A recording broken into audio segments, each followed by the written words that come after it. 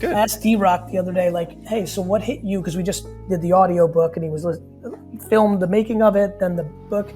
And he's like, it's the perspective part. It's when you talk about like 1 billion people not having clean water. Like it's truly like what I realized in this book, and I didn't really put the nail in the coffin, but it's very clear to me what I did in this book. The other thing I did in this book in hindsight was talk about something I never talk about. I'm not even sure I've articulated this yet in content, so here you go.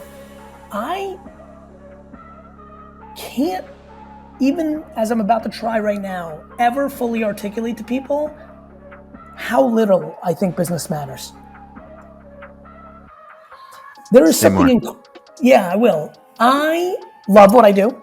I love my process. I love the game. I'm all that I appear to be from a passion standpoint about this.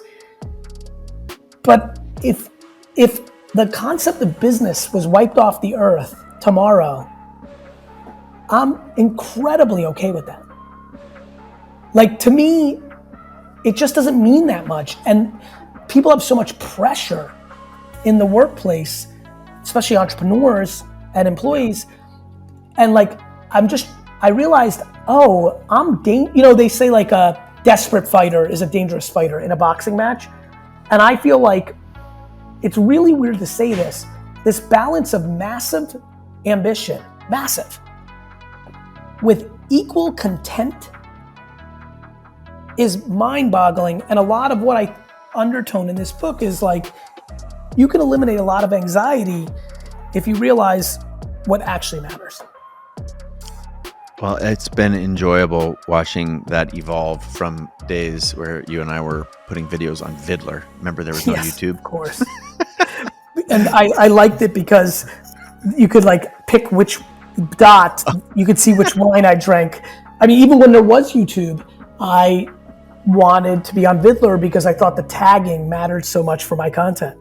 Yeah, and it turns out that that's now Google searching inside of video so that you can do exactly that. What is it? It's 15 years later now. The fact that we've been doing this for 15 years together that's fun. A little bit of a head scratcher and fun for me. The fact that you look younger 15 years later is the real head scratcher. Let's all give this man a lot of love. Please leave that comment on social of how right I am about that.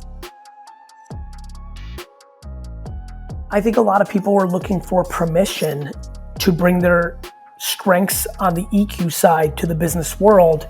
And I think I've been doing that, but not communicating it as much. And that's why this is so aha for me. This is why people I deeply admire who I think consume a lot of content like yourself will say, I think this is the one. It makes a lot of sense to me because it is in the same way Crush It was the one. It was like, I was uncomfortably right in that book, which is like, hey, you're going to be able to make money not by having a job and not by having a startup. And like the creator economy is ungodly, exactly the way I laid it out. Same here. I don't think it's going to be uncommon for people to believe that empathy and kindness and patience are like the alpha shit, not sharp elbows, not negotiation. Like when I hear things like, don't take it personal, it's just business, I'm like, what part of cruelty is acceptable in any scenario?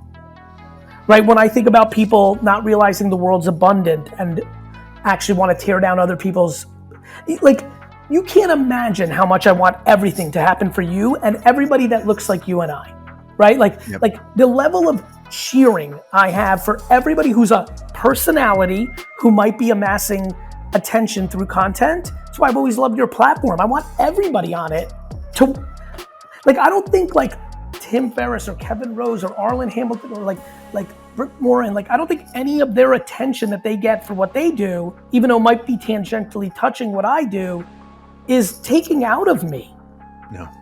And I want people to, I'm very competitive. Like, this is not about like I again, I don't know how hardcore you read it, skimmed it, got a sense of it, but like, this is not written in the sense of like, oh, let's be fluffy and 8th place trophy. Like tenacity is one of the 12 and a half. There's nothing soft about tenacity, right? Ambition. These are real things, you know, but I think people are confused. I think people are confused. And then we had this whole era, and this is where this book is actually seeded probably 10 years ago, maybe 12, when I realized, oh no, a lot of these kids think it's cool to be mean because Steve Jobs was considered mean. Yeah. And I remember thinking, man, if I ever get to as big as I think I'm gonna get, because I thought it, and not that I'm Steve Jobs now, but like I have enough attention and enough success and enough pattern recognition and have seen it and witnessed it in enough other places, because it's not a focus group of one, that I feel like maybe this conversation, and I've been doing it quietly in my social, and I think I really want this book to go viral because I want it to change the temperament of leaders. My dad, I always say, Dad, you're a better negotiator than me, but I don't fully believe it. And I always and he knows that I don't. He may win the battle, but he lost every war. He might have gotten 50 cents more off that bottle, but I watched, because I started at 14, not only did we not get good deals from those wineries anymore at times, people figured out my dad's game, and I could tell, because I was so in tune, that they were starting at higher price points. Right? So they made him feel accomplished in his negotiation. But, I think that's right. When I talk about this, and I want everybody to hear this, in a world we live in now, very polarizing, left, right, blue, red, this isn't about, okay, let's take the teeth out of business. This is very much a business and life book, for achievement, for success. And there's absolutely, it's a game. The best way I can put it is, I think of it like football, which I obviously, I love a lot. Surprise. When they play football, they beat the living shit out of each other and they go hard. But when the game is over, and this drives me crazy as a fan, because I'm mad that we lost, and I don't want you to buddy with the other guy. We just lost. But they ask how the wife is. I mean, now I'm very into that world. They talk about things like, hey, I'd love to give a donation to your charity. You'd be blown away by the stuff that's actually being talked on the field, and you know this, but you did at a younger level, this is the professional level, and I see business that way. This is win. Let's win.